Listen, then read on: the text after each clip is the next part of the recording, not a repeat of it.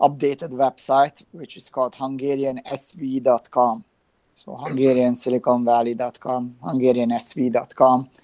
And there you will find some links. You will find a link to our presentation today, but also some former presentations that we had, and the link to our archives on YouTube, where you see some of the recordings of previous sessions. For anyone who I did not have the pleasure to meet in person yet, my name is Csaba Szabó. I'm the president of the Hungarian Scientists and Innovators Association here in Silicon Valley. Zoltán Egyed is one of our VPs.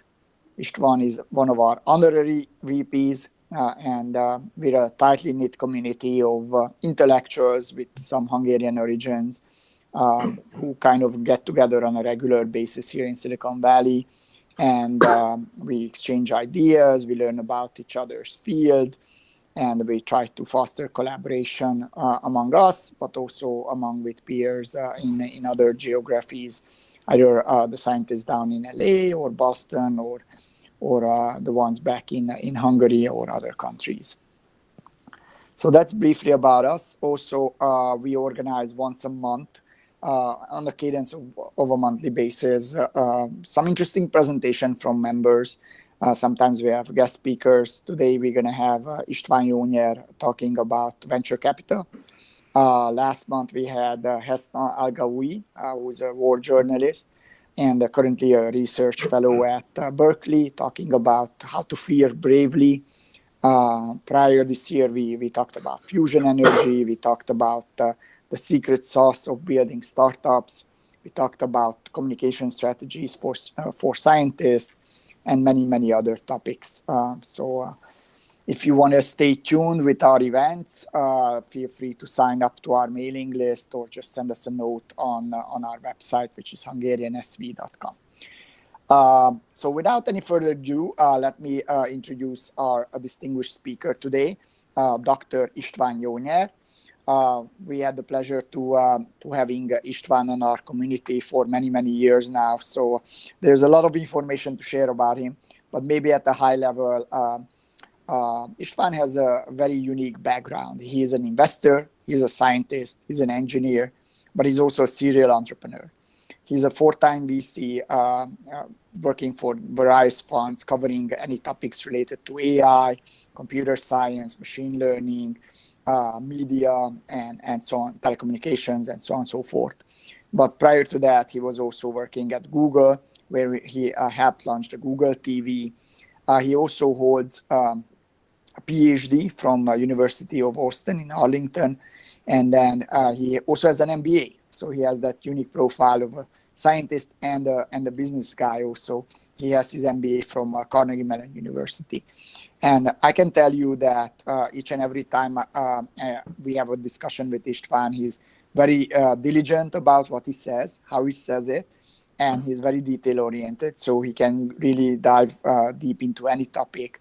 And if he doesn't have the details, then he's not going to engage in that discussion. So he's very careful about not overstating his capabilities and credentials. He's definitely the go-to person when it comes to VC topics. So that's why it's an honor to have him today. And without any further ado, Istvan, please take it away.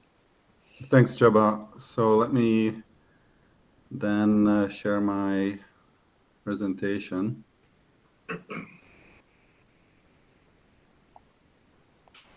And let me know if you can see this. Yep.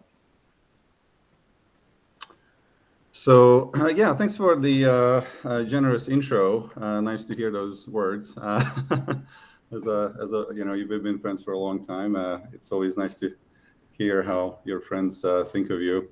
I'm just gonna launch right into this. So basically, the idea here is sort of the background, how this came together was that at the club we were talking about our personal endeavors. We always talk about work and what's going right, what's going wrong, and all these types of things. And I was talking about my investing, and the guy said, "Why don't you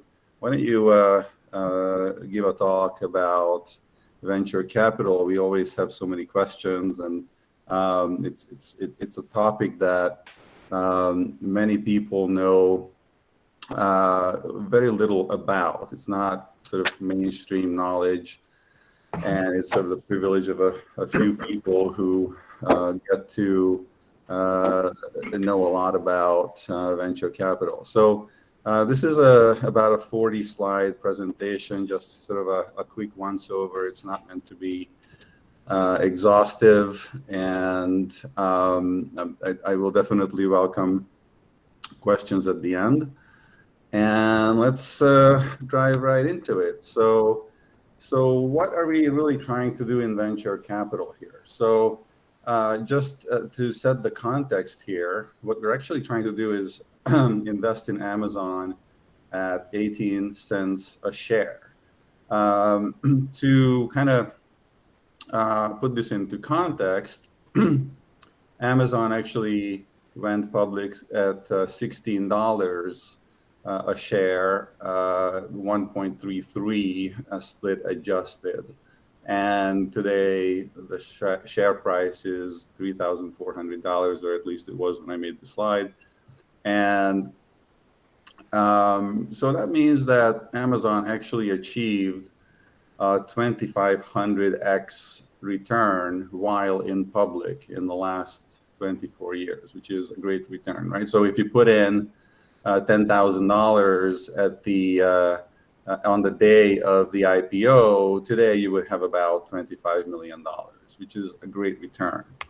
However, if you were a seed investor in Amazon with just an extra 3 years of investment period, you would have enjoyed an extra 50 times return. Now we're talking about 127,000x return, almost 128,000x return, right? So $10,000 into Amazon in 1994 would be $1.2 billion today. Of course, the seed investors of Amazon didn't put in $10,000, they put in $1 million. And today that's worth about $100 billion. So this is how early stage investors become really quite wealthy. Since the time of Amazon, meaning when Amazon was a private company in the second half of the 90s, or maybe let's call it mid-90s, we had the dot-com crash with a lot of people losing a lot of money and some fraud. And so the legislature responded. Senators Sarbanes and Oxley introduced a bill in 2002 that required a lot more transparency by companies that were going public, which put a lot of financial burden on startups. So the numbers that I'm hearing is that it might cost as much as $5 or even $10 million in expenses to go through all the regulatory processes to go public, and it takes 1.5 years to do it. And so the companies today actually take a lot longer to go public, and they stay private a lot longer. So Amazon IPO'd after 3 years around a $300 million valuation, and Facebook went public after 8 years at $104 billion valuation. So this is the difference. So Facebook was actually private for 8 years, and in that time, the seed investors enjoyed a 21,000x return before the IPO. And since then, in the last 9 years, public investors only captured about 8x. Of course, if you multiply those numbers together, it's still 173,000x, and a $10,000 investment today would be $1.7 billion, right? So that's great, but the point is that these days we don't really have the kind of access to high returns in the public market that we had in the 90s. This is a general view of the private life cycle of a startup. Someone has their mic open and there's kind of a hissing. So could I remind everyone to just please go on mute? So the company is founded at some point and it goes through a number of funding rounds. And initially, the first round is called an angel round, where usually wealthy individual investors come in, and then institutional investors start coming in thereafter. And at some point, the company reaches maturity to go public. These numbers showing here for each round are very, very approximate. These change over time. They change with geography, with sector, and so they are really just approximate. If a company is unable to raise the next round, then they go out of business. So that's basically a danger that happens at each round. These rounds typically are about a year and a half apart from each other if a startup is doing really well. If a startup is not doing so well, then these can be longer. If the startup is doing extremely well, they can be a lot shorter. At any point, the startup can also be acquired, which may mean that a lot of people made a lot of money, but it could also mean that the startup did not make much money if the acquisition was at a lot lower price than what the investors paid. So just a company getting acquired by itself is not necessarily a positive event. Venture capital has increased in popularity in recent years. So just about 10 years ago, it looks like we were about $2 to $3 billion a quarter of money into venture capital deals, while today we're hitting the $40 billion level.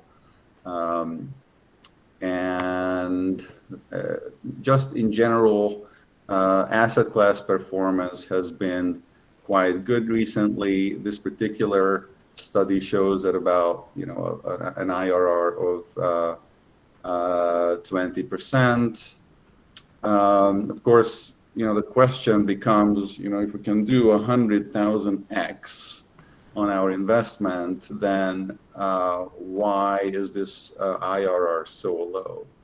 Well, so first of all, this IRR is for the entire asset class. So taking the returns of every single venture capital fund out there and averaging them out. The best venture funds can do 70%, 80%, 90%, 100%, and they can do really, really well.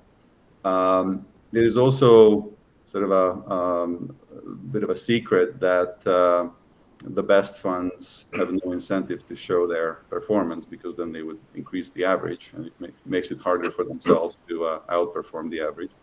And of course, the worst funds don't report their performance either, because they don't want to look bad. So, but aside from those edge cases, this is still sort of a very low number. So what's going on here? So what's going on is that a lot of startups actually die before becoming, sort of attaining the status of the likes of Amazon and Facebook, right? So in the startup ecosystem, we have this moniker of the unicorn, which is a company that reaches a valuation of $1 billion. And it turns out that only 1% of seed-funded startups achieve this valuation. So on the figure, the figure on the right here says that 1,100 companies that have received seed round of financing come into the funnel. And from that point on, at every subsequent round, about 50% of them fail to achieve the next round. So if 46% is pretty close to 50, so let's round it up. Half of that is about 25, half of that is about 12, half of that is about 6, and so on. So that's the reality of venture capital investing. The returns are extremely lopsided, and you have to deal with a lot of losses along the way. Of course, the saying is that losses actually don't matter. It's the wins that matter. Why?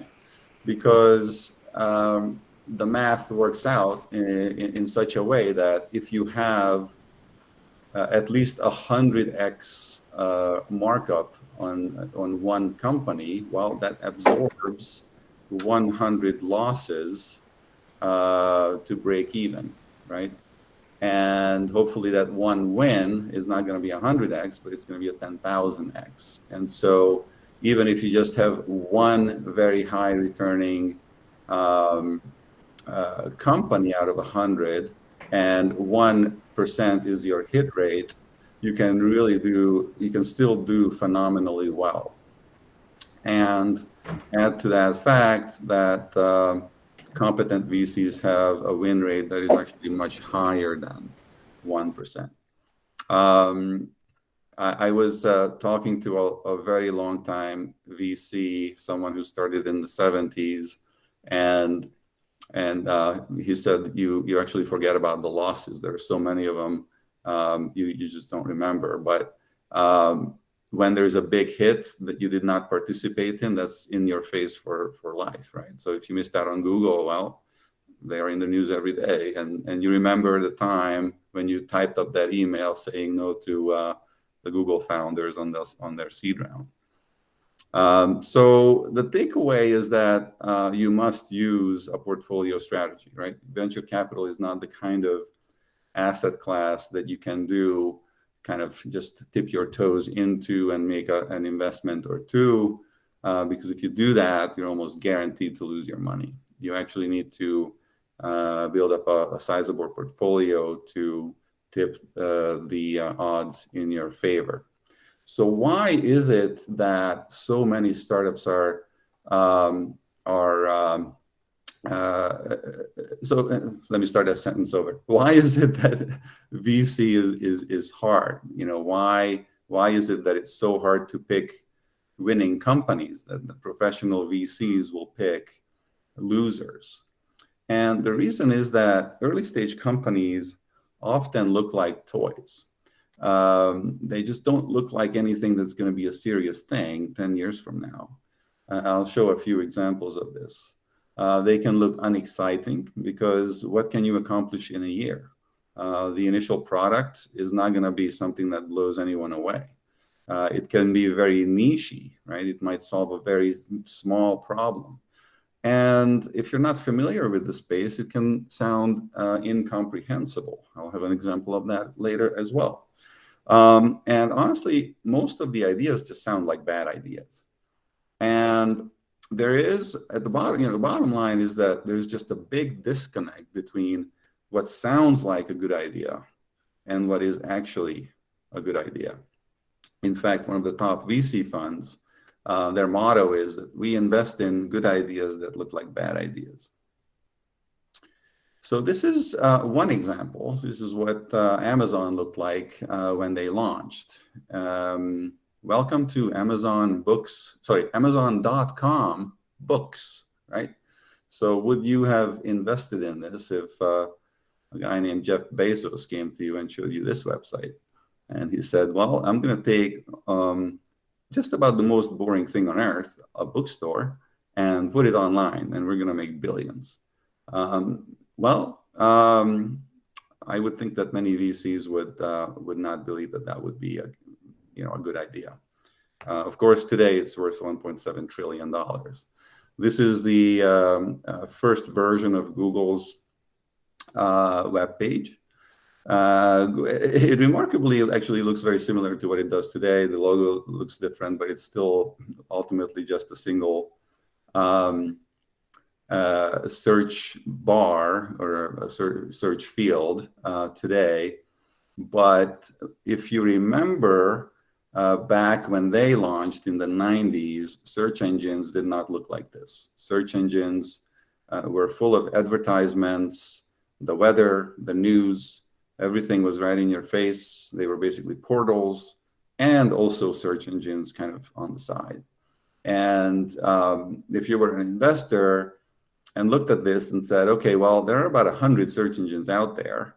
Yahoo has cemented itself as the #1 search engine.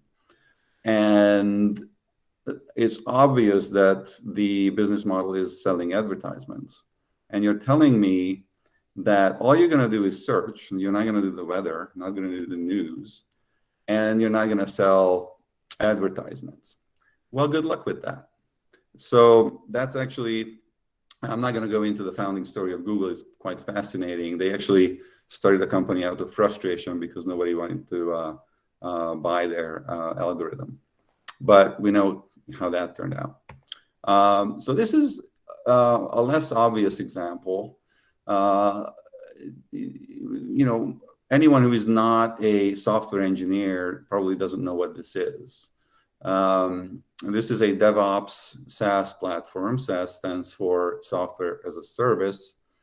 And it's a very useful tool for software developers and software developing organizations. And just think about whether you think this is a good idea or not. Whether you have a sense that, is this a big market? Are people interested in this? How many developers are out there? Are they going to pay for this? Is it something that is essential to what they do? Well, if you said yes, well, then that was the good answer here. They just went public recently at an $11 billion valuation. And in the last couple of months, they have increased their valuation to about $15 billion. One last example here, which is a photo sharing app, where you can take photos of yourself and your friends and send it to those friends and apply a few filters. So do you think that that's a good idea? Of course, if you said yes, well, then you were wrong, because this app was called Color, that raised $41 million and went out of business within 12 months. Of course, I was kind of baiting you to think about Instagram, which does exactly the same thing and was bought by Facebook for $1 billion the same year that Color shut down. So why is it that startups fail? So why is it that Color went out of business and Instagram succeeded? Well, turns out that there are just about as many reasons for that, as many startups out there. There are always very interesting stories and edge cases of reasons that pop up.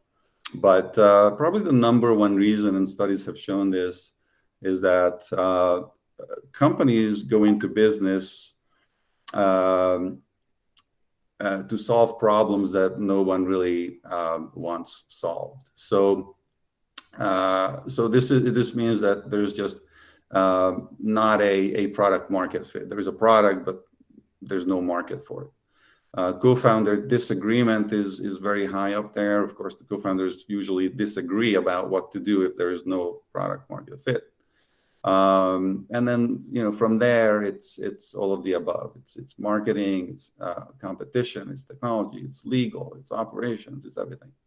So, so being a good VC is really about building up experience about all these reasons why companies might go out of business and trying to predict whether a company would come across these failure scenarios. And I'm going to talk a little bit about what sort of, I try to be, nice about this, but, what do less good VCs do? So I'm calling it suboptimal VC strategies. So one is that I see quite often is that a VC fund says, well, what we do is we are friends with the best VCs in the world and we just do what they do, right? Unfortunately, studies have shown that that can be a losing strategy, because it turns out that the most competitive deals are very difficult to get into. The top VCs might do it themselves. And it is the less high quality deals that get shared, and those are probably the ones that are not going to be successful. So following a top VC fund could very well be a losing strategy. And this is sort of a shortcut kind of thing. The VC is basically saying, look, I don't really know much about this, but I have rich friends and I want to invest their money, and I'm just gonna trust that this very famous VC knows what he's doing, and I'm going to follow him. A similar strategy is to follow or pick investments from top accelerators, which can be a winning strategy if it's combined with all these with the right practices, of course. So as an aside, what I'm saying is that applying these strategies just by themselves as a shortcut is not going to work in the long run. There's nothing wrong with investing in a company that went through a top accelerator. But I do know funds that basically just automatically double down on Y Combinator. They raise a fund, and their pitch to their LPs is the pitch to the investors to the fund is, we're going to invest in every single company that went through Y Combinator, and that's it. What they don't realize necessarily is that accelerators must admit bad startups too, because they actually make a living by charging the startups fees for showing them how to be a startup, right? So it's kind of the dirty secret of the accelerator industry, is that they need to have a certain number of companies in the cohort to make the numbers work and be able to pay their staff. Another one is, I have great intuition, which is essentially getting really excited about a startup because it looks, it sounds exciting on the surface, and why not? We all do it.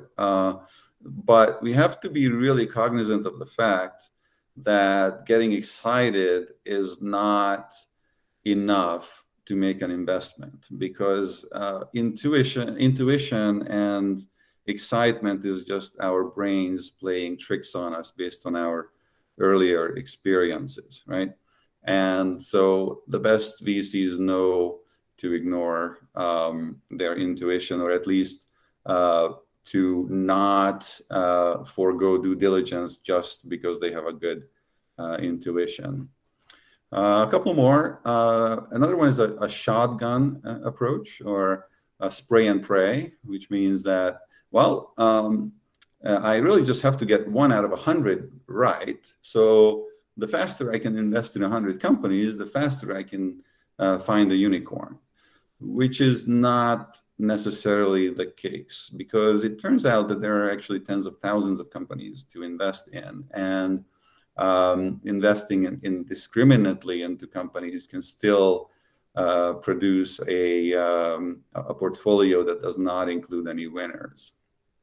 And so the last one I wanted to call out is the theme fund. We invest in the latest technology trend, which again by itself is not necessarily a bad thing, but there is a problem that with this that I have with this approach, which is that by the time, let's call it, cryptocurrencies are a hot thing, by then many companies have started in that space. Well, they were the ones to make this a trend.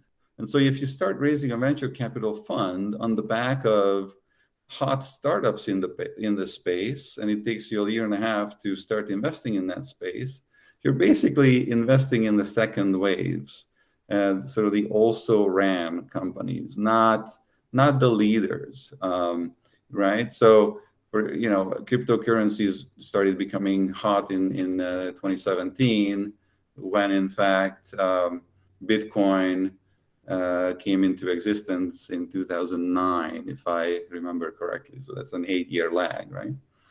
So this note I've already mentioned.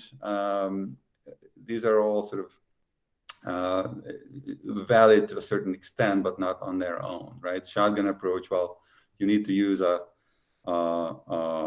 portfolio strategy, but the shotgun is when you just completely go overboard with that. So why do some VCs follow such strategies? And the common theme I see is that it is just way too easy to skip the hard work and not do due diligence, right? VCs are given sort of a pass on doing diligence because the LPs already committed to being investors in the fund, and they don't need to be consulted on making investments. So the VC might think, okay, yeah, I have good intuition. This company looks good. Let's just make the investment. Let's jump in, right? That's sort of, if I go back to the previous issues that I showed you, that's sort of the common theme I see, right? People are trying to find shortcuts and the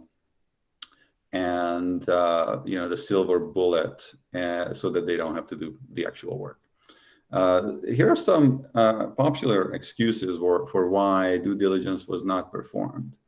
They might say, well, no one got fired investing alongside Andreessen Horowitz, which, for those of you who don't know, they are considered to be one of the top venture capital funds, which is actually not true. You can get very well fired for following Andreessen Horowitz if all of those investments fail. You're not going to be able to raise a new venture capital fund if your performance is not good. We had to make a quick decision. Well, CEOs sometimes say, yeah, we're closing tomorrow. Are you in or out? And my answer to that is, if you have a disciplined process that you're used to doing, you can actually do diligence quite fast. You can even call your experts quite fast if you have developed a network and you have people you can call on. So, and the other thing is, time pressure is rarely real. In those situations, I either, if I really, think that, there is some good about the company that I like, I might jump in and do the diligence quickly. But if a CEO is trying to turn the screws using time pressure, that's a red flag for me, and I often actually just walk away. Another one that CEOs kind of use is they say, please look at our other investors. Look at who's in the company. Look at the big names. Please don't do due diligence. I don't have time for this. I have a company to run, right? And unfortunately, that works on some VCs and say, yeah, okay, here's the money. To me, that's a huge red flag, and I just walk away. I never do these types of deals. The last one is kind of the most interesting one. There's even, I've even seen articles out there in the venture ecosystem that say you have to write some relationship checks. And to me, the relationship check is basically a check that you put into a company that is going to go out of business right when you make the investment. If you don't know that, then it's not a relationship check. It's just a check, right? And so my take on this is that relationship checks don't work.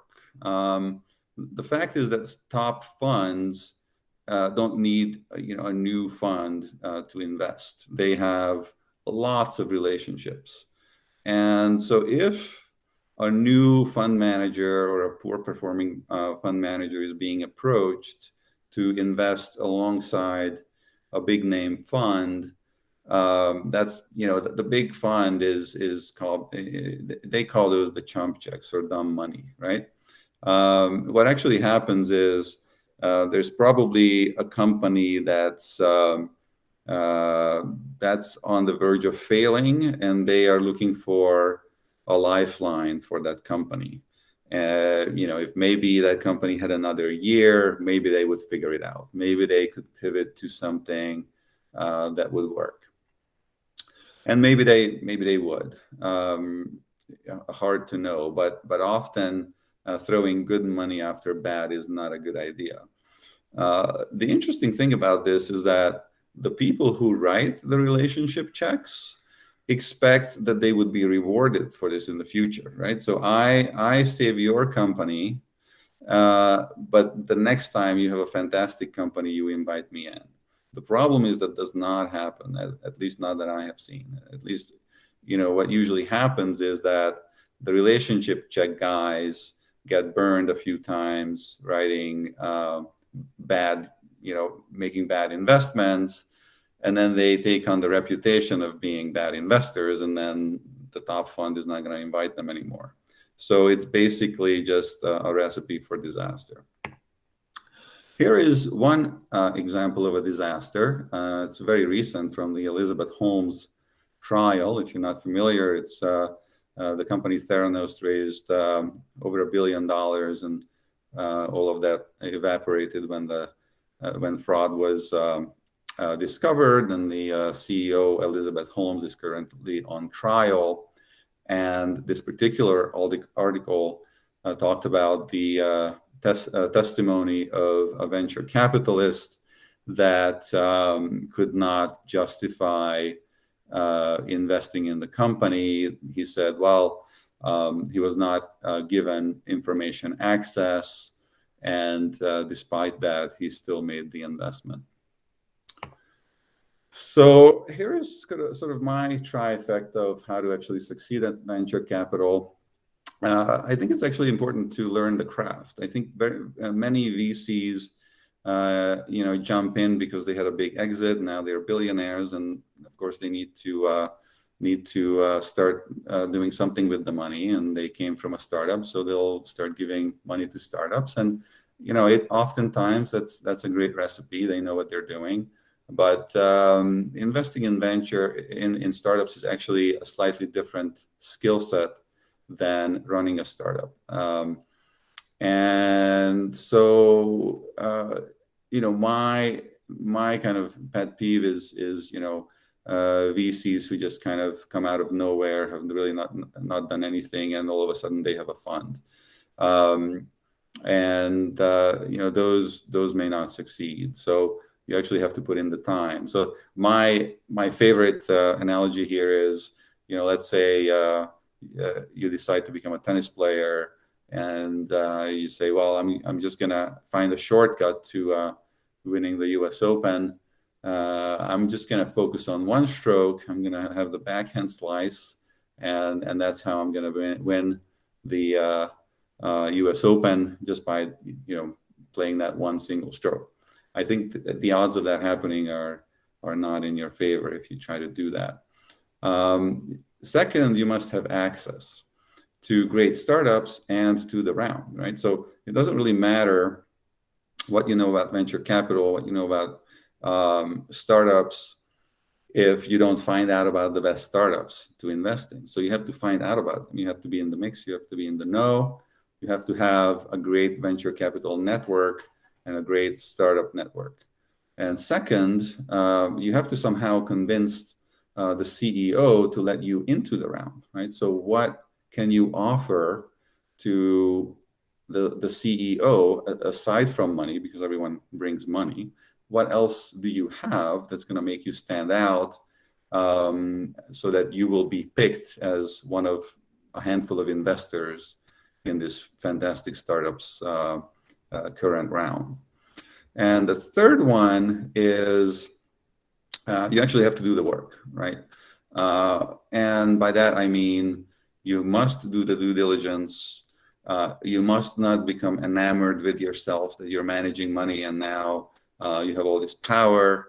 You have to stay humble and remind yourself that it's very, very easy to make mistakes, and not rely on just your intuition, right?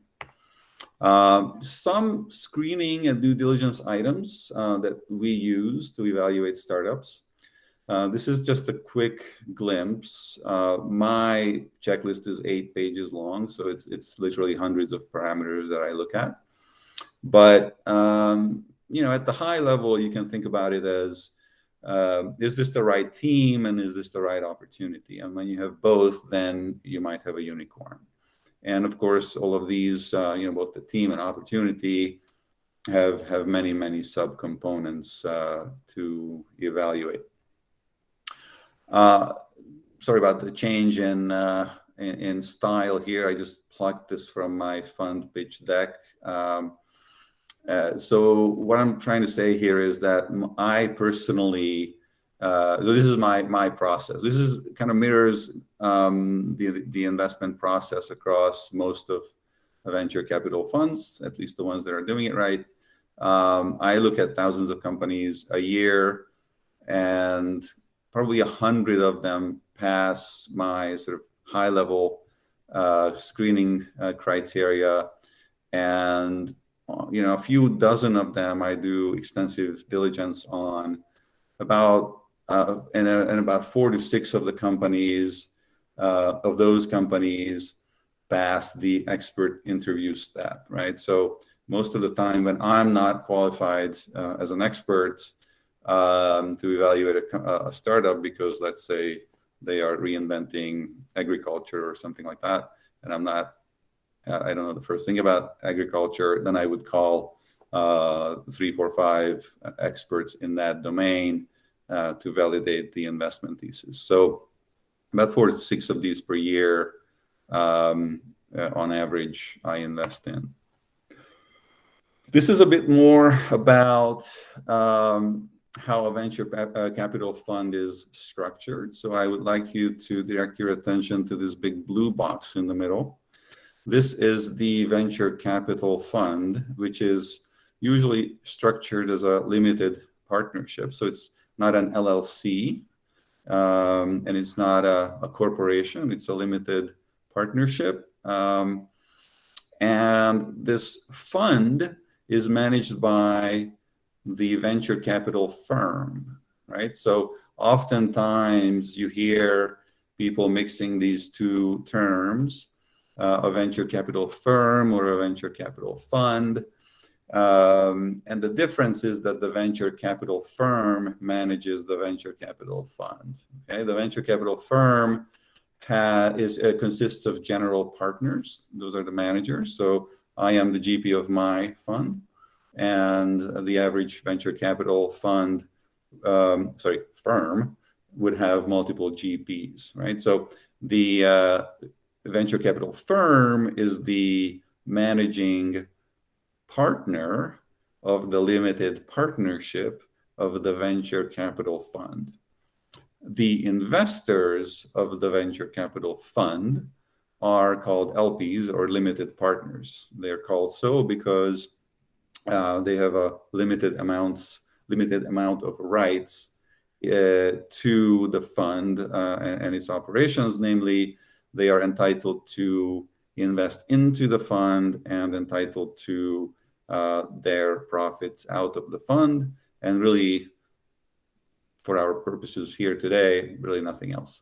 The fund then invests into startups, and the startups comprise the portfolio companies. So that's the sort of high-level terminology of a traditional venture capital fund. This is called the committed fund. So typically what happens is that the GP says, I'd like to raise $100 million fund and deploy it over 5 years, which means that I would deploy about 50 million of it in the first 5 years, and reserve about the same for follow-on investments.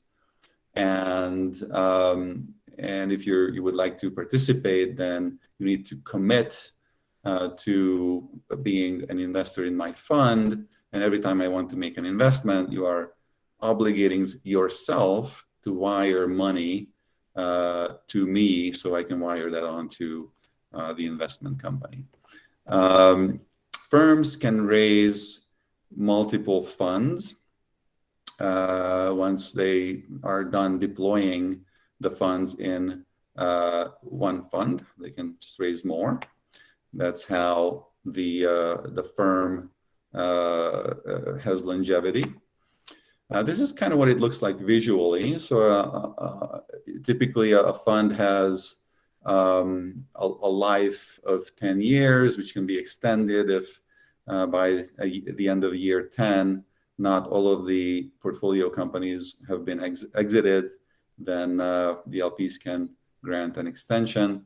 But the way that this starts is that the fund is formed, the managers raise commitments from LPs and start, and they do a first close, at which point they can start investing. The blue arrows mean LPs wiring money so that a position can be initiated. And then, of course, a single investment can have multiple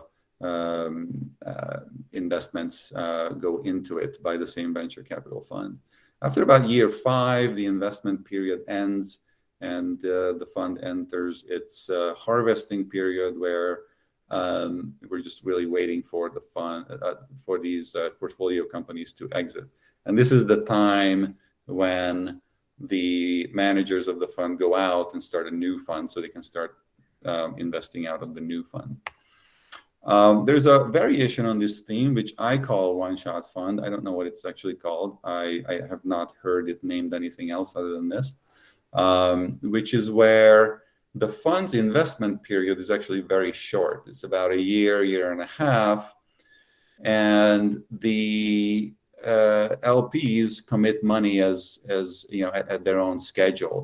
They typically just write one check, and as the checks come in, the fund can start making investments. These are typically small funds, like $1 million funds, a couple $1 million fund, and yeah, the LPs come in and they might write a $30,000 check and not think about it anymore. They don't have any more obligations to wire monies into the future based on the investment schedule of the fund. And of course, this sort of turns into a series of these one-shot funds, usually successively larger funds. You know, another version of this is where it's sort of acknowledged that smaller funds will be raised, and they will progress on a given schedule, is the rolling fund. So here, a fund's initial investment period is actually only 3 months. So a new venture capital fund is actually raised every three months. Of course, that's a very short amount of time. So what actually happens is that investors are asked to commit a subscription. So they would say, you would be required to put in, let's say, $25,000 every quarter for at least 2 years. And that's sort of your commitment.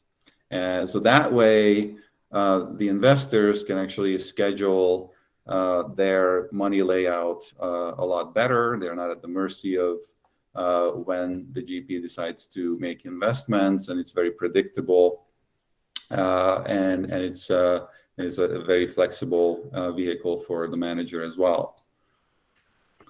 The last structure I wanted to mention is a syndicate, where it's not really a fund at all, but it's a special purpose vehicle or an SPV, where if a manager finds an investment, they then send out an email to everyone saying, here is a new investment opportunity, here is the allocation, who is interested. And in a very short amount of time, in usually a couple of weeks, the investment is collected and made.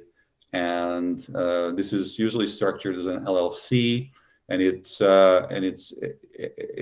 alive only for the time of the investment. So as soon as the investment is exited, the LLC goes away. And so this is a very flexible arrangement, both for the GP and the LP. And this has become quite popular recently. This is an example deal. So I just kind of wanted to show you what a new investment round looks like. So let's say there's a fictitious company that raised a pre-seed round in 2019 at a valuation of $8 million, which means the company at that point in time is worth $8 million. Now, here we are 2 years later, the company has made progress, they have revenues, they have more people, and they need more money to grow. So they go out and raise more funds. At that point, they find investors, and with the investors, they agree what the new valuation of the company should be. In this case, it's $30 million. And in this case, the new money that comes in would be $5 million. And the way that $5 million is made up is there's usually a lead investor that does all the negotiations with the startup. They set the value of the startup and all the myriad of terms that come with such an investment. And then also a number of smaller investors also participate in the round. This is a sample portfolio progression. So this is actually my portfolio. I have 4 investments at this point. And so here early in 2019, I made 2 investments. I got a markup here a year ago and a big markup here just recently. This other company I invested in about a year and a half ago and got a markup. The third company, which it's not really confidential what the investment is, but they are in the middle of closing the round. So the CEO asked me to either disclose their name or their valuation, but not both. So I chose to disclose their valuation, so I can kind of show you how valuations progress. It kind of gives you an idea of how fast valuations can increase if you pick the right startups, right? So here you can see that my initial investments in all of these companies were actually between like $5 and $8 million. And now here we are at 80 million, 85 million. This one is going to be 35-ish or so. This one is sort of in progress. That's why I have the dotted line. This is sort of a low end. I think that they're actually going to be up here. I just don't want to overstate. This actually comes out of my pitch deck as well. So here, the information is the same as before. It's just not visual. But the one thing I can't really express well visually is this right column, which is the increase in enterprise valuation since I originally invested. So just kind of wanted to show you that column for reference. Just a couple words about what I do. So I do deal by deal syndicates for now. I am preparing to do a different structure, which I'm not yet announcing. I mainly invest in pre-seed and seed stage startups. I only do software because that's the most scalable type of a company, right? You don't have raw materials, you don't have returns and defects and things like that, at least not the way that hardware startups have them. I am sector agnostic, so I don't specialize in a sector, because my view is that to be able to invest in the first startup that sets the trend, you must be sector agnostic, because you don't know what that next trend is. I look for a technical innovation as a moat, and I do a focused and selective portfolio. So I don't do 50 investments a year. I only do a handful.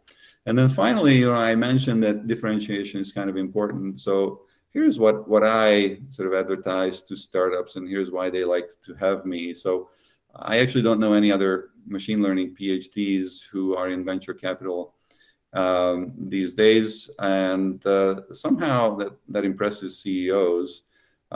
They like to have someone who might be able to give them strategic guidance on how to use machine learning in their companies, and machine learning is really becoming a differentiating and enabling technology, kind of like software was 20, 30 years ago, right? So now that most of the companies realize that software, they need to run their businesses on software, I kind of think of machine learning as sort of the next level up. Now you need to have smart software to really automate critical things in your organization.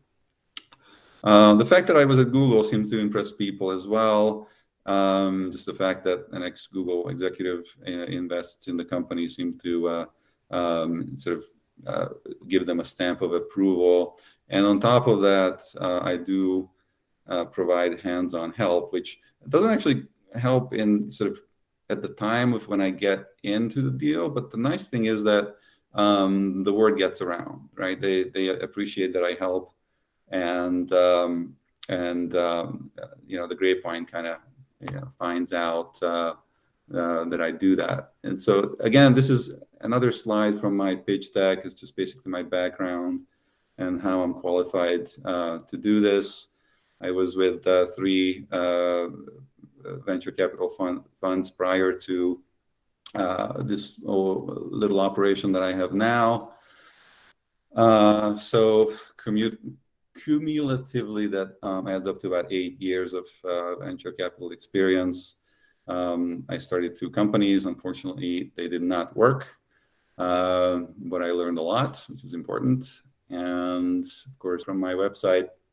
And the reason that this came about is that one of the CEOs actually asked me if there was a way to kind of give me a review, kind of like you give reviews on Amazon, because I've been so helpful over the couple of years that we've been working together. So I just said, sure, just give a testimony. I'll put it on the website, and so the other CEOs kind of followed suit. So there you go.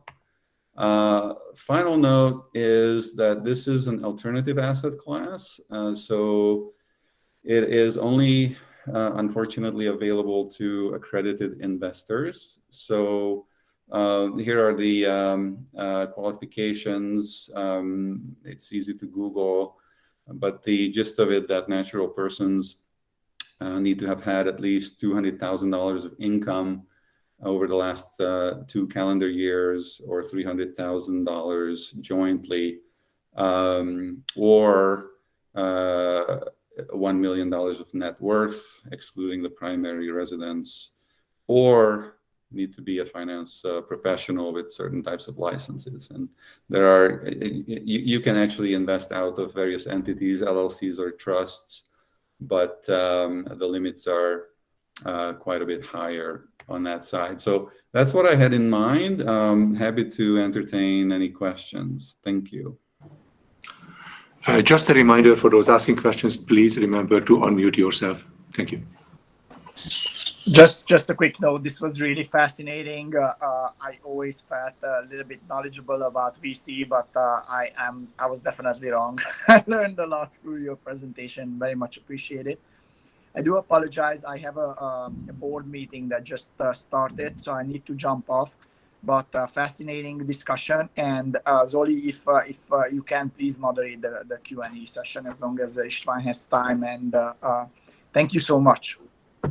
Thank you, Istvan, very much for this fascinating presentation. And if you have a question, please raise your hand. Obi is asking if I invest in companies at a pre-revenue stage, and I most definitely do, yes.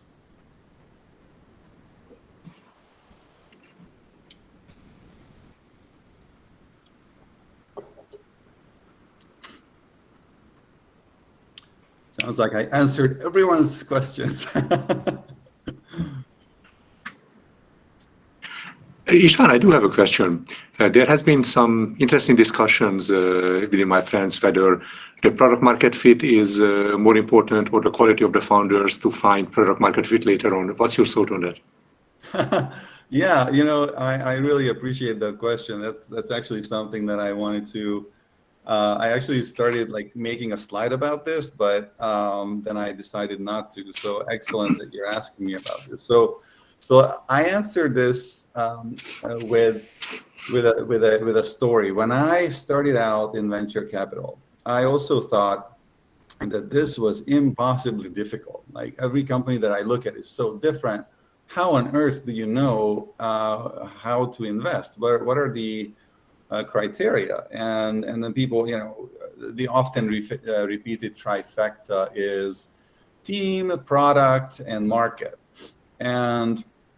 And then you kind of see, you know, hear VCs, yeah, team, product, market, but team, that's the most important, because, you know, you see, if you have a great team, they'll figure out the product, and if you have a great team, they'll know what market to go after. So it has to be the team, right?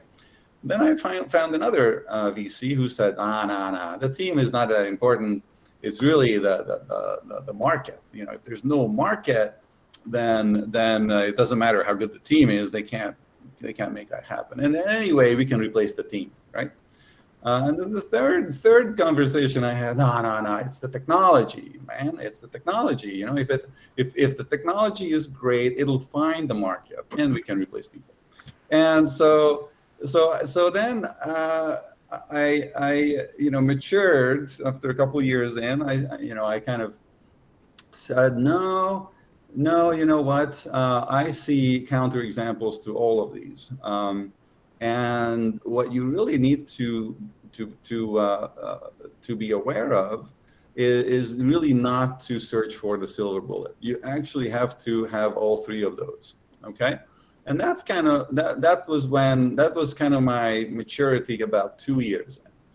And then as I sort of matured along the way, I realized that I'm still at the beginner level, even just realizing that you have to check out all those things.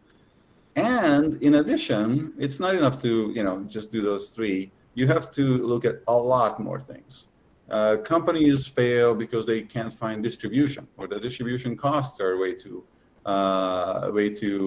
prohibitive, or they just can't figure out the messaging. They don't know how to explain it to the market, or customer acquisition is too expensive. And so I could go on and on and on. And that is how I ended up with an 8-page long list of things to look at. And so now 8 years in, I think about it as, you know, if someone is asking me which one is the most important, they are asking for the silver bullet, which does not exist, right? So again, it's back to the tennis example. You know, which tennis stroke is the best? Well, if you don't have all of them, you're not going to be a successful tennis player. Thank you very much. And we have some questions on the chat. Obi was asking, do you have specifications on where a company can be located, for example, New York City or LA? I do not. Some other VCs do. I know some VCs that require certain geographies for various reasons. Tiffany, I believe you are echoing. Yeah, I'm echoing somehow. Yeah. Could everyone go on mute? I don't know why. Okay, so let me try. Yeah. Okay, I think it's gone. So the Bay Area is a common requirement for a couple reasons. One is that there's the ecosystem there, right? So it's not just that the investors are there, but all of the services professionals know the game, so to speak, right? So if there are startup attorneys know the game and know the specifics about how to be a startup attorney. CPAs know the specifics about how to deal with startups, and they can offer you creative compensation. If you're cash tight, you can give them a small percentage of your company, and they'll still do the work for you. If you try to do this in I don't know, Tennessee, maybe all of these service providers will turn you away, and then won't even talk to you because you're a small company, and then why to even bother? So that's one. And another reason for the Bay Area seems to be that VCs like to be able to drive to the board meeting. My kind of take on that is that I invest in the U.S. Regardless of geography within the U.S. I think the U.S. market is this is where the formula works the best.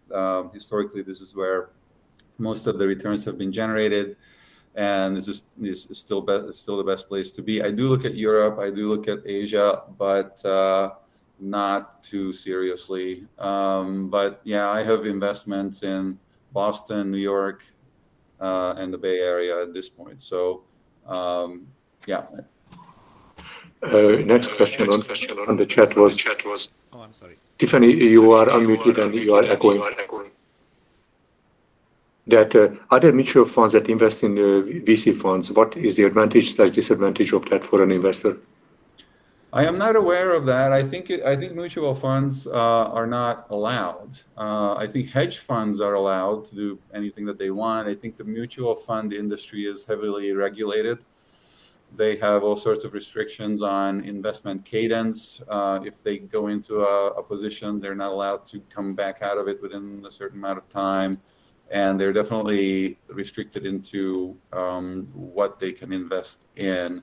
I don't think that they are allowed to invest in VC funds, but the corollary question to that is who is allowed to invest in a venture capital fund. And so again, hedge funds, retirement funds, high net worth individuals, a venture capital fund can invest in another venture capital fund. There are funds of funds, so there are sort of VC funds that only invest in VC funds. So there's quite a bit of vehicles that can. Thank you. Tiffany, did you want to ask a question as you were unmuting?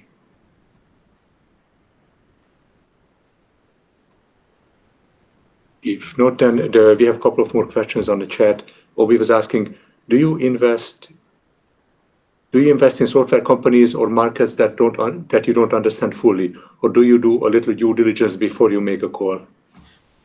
Yeah, so I think that by its very nature, the business of venture capital is such that you need to invest in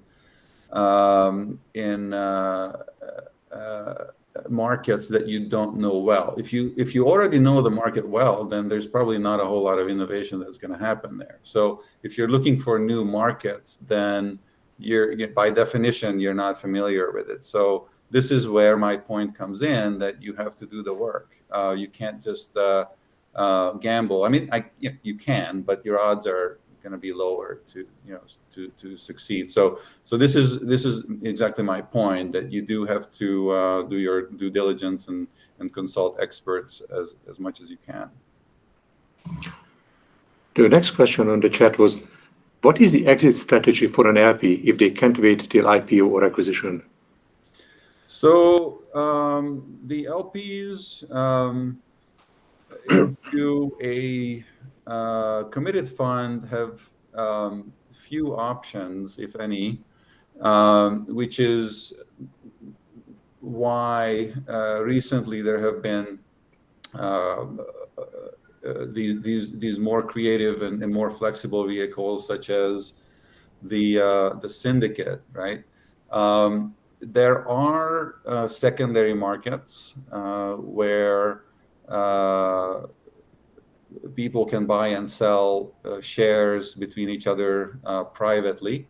That does happen and can happen, and there are in fact venture capital funds that advertise a secondary strategy, meaning if a company is very successful, a very famous example of it is Twitter. Twitter took a very long time to go public, and the employees were impatient. They wanted to cash out, they wanted to buy houses, they wanted to retire. And so a few notable investors went around and bought up shares from employees at Twitter. And the same thing happened at Facebook as well. So LPs so early investors can take advantage of that opportunity as well. The next question is, do companies in the crypto or metaverse space excite you? Yes, I actually have an investment in the metaverse. A company called Work, and they are actually in building sort of the metaverse for office spaces. Please check them out and bring your company online with them. Crypto excites me, but I don't have an investment. I need to study up on that space. I am, just based on my background, I am more gravitating towards machine learning as the technology differentiation, but I'm starting to look at crypto more and more. The next one is, excellent presentation, especially the visuals. How did COVID affect your business and your philosophy? So COVID changed venture capital two significant ways. One is that previously to COVID, in-person meetings for evaluating startups was an absolute must. The common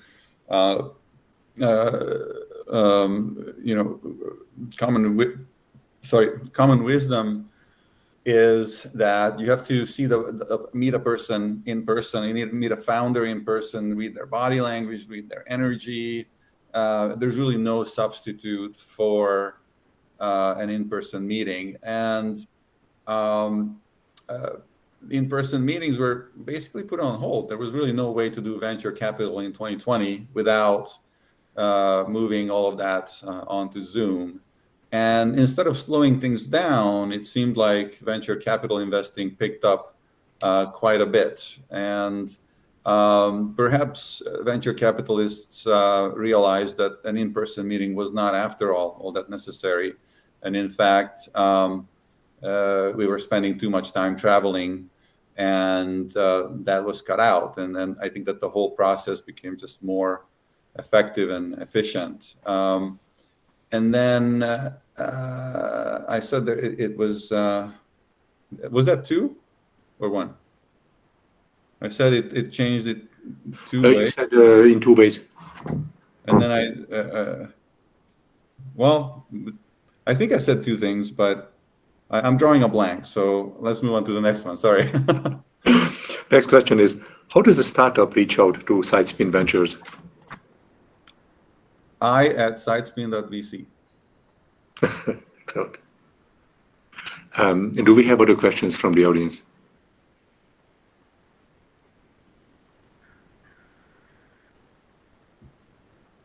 If we don't, then thank you very much again for your great presentation.